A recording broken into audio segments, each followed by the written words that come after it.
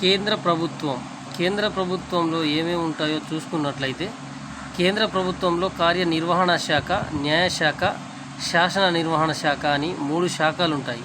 కేంద్ర ప్రభుత్వాన్ని 3 శాఖలుగా డివైడ్ చేస్తే కార్యనిర్వహణ శాఖలో రాష్ట్రపతి, ఉపరాష్ట్రపతి, ప్రధానమంత్రి, మంత్రిమండలి ఉంటుంది.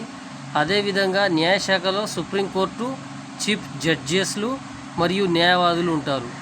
అదేవిధంగా శాసన నిర్వహణ శాఖలో చూసుకున్నట్లయితే శాసన నిర్వహణ శాఖలో లోక్సభ ప్లస్ రాజ్యసభ ప్లస్ రాష్ట్రపతి.